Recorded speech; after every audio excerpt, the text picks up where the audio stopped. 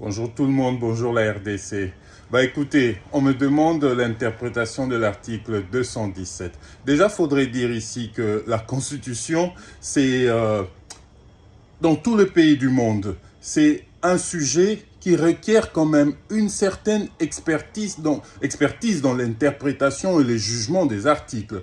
Mais heureusement pour nous, l'article en question, le 217, ce n'est pas un article dogmatique, ce n'est pas un article qui demande particulièrement l'interprétation de la Cour constitutionnelle, des spécialistes de la Constitution.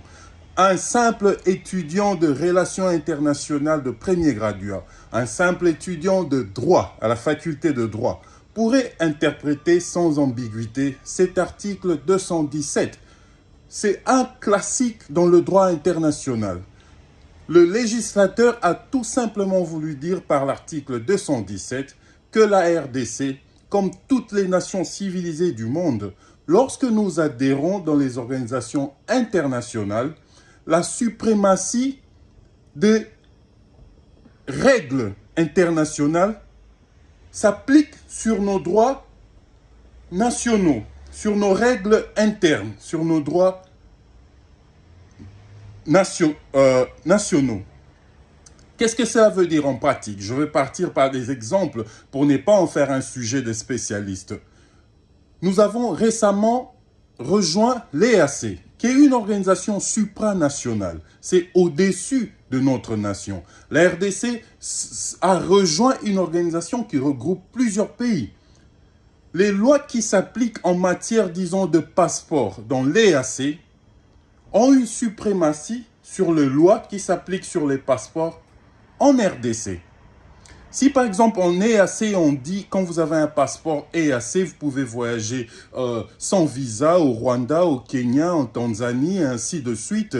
Quelqu'un qui a ce passeport EAC peut se prévaloir de ce droit sans que l'agent de la DGM, Angeli Angobila, lui dise « Montrez-nous un visa de la RDC ». C'est tout simplement ça. Quand on adhère à une organisation supranationale, on concède un peu de sa souveraineté. Je pars sous d'autres cieux.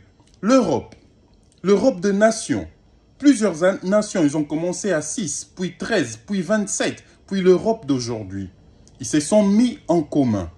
Chacun avait sa monnaie, mais ils se sont dit on va faire une monnaie unique, l'euro, aujourd'hui. Or, chaque nation a le droit de battre sa monnaie, de faire avoir une politique monétaire interne. Les nations européennes se sont dit, nous concédons une partie de notre souveraineté. C'est un attribut de souveraineté, battre sa monnaie. Nous allons dépendre d'une monnaie unique qui sera gérée à Strasbourg et à Bruxelles, notamment l'euro. C'est de ça qu'il s'agit quand on dit concéder une partie de sa souveraineté. Souveraineté veut tout simplement dire un droit acquis à une nation, un droit qui s'attache de manière naturelle à une nation. La souveraineté n'a rien à voir avec la notion de territorialité. Concéder une partie de notre souveraineté, nous le faisons déjà. Nous avons adhéré à l'OHADA. Aujourd'hui, les gens qui sont spécialistes dans l'administration des affaires, les comptables, ils suivent le code de l'OHADA. Ils ne suivent plus le code comptable congolais quand il s'agit de commerce avec les tierces, notamment africains. Nous le faisons déjà quand nous faisons venir la MONUSCO chez nous. La MONUSCO administre, la MONUSCO sécurise. La MONUSCO a remplacé l'État congolais dans plusieurs entités de la RDC et de cela depuis 30 ans. Nous le faisons déjà. Monsieur Kabouya, Monsieur Tshisekedi veulent profiter de l'ignorance du peuple. Ce qu'ils font, c'est tout simplement de la manipulation. Et dans un état sérieux, ce qu'ils sont en train de faire peut leur faire encourir un crime de haute trahison.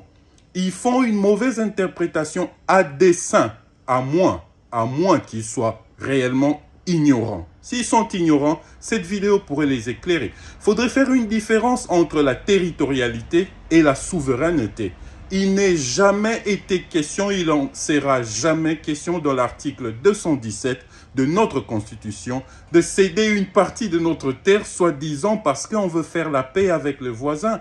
Ça, c'est le cas Diosha, made in 10e rue, mensonge, manipulation udépécienne.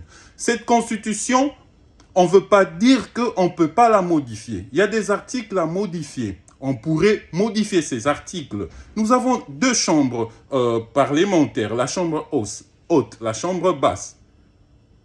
Ils ont comme fonction notamment faire ces genres de besogne, modifier la Constitution.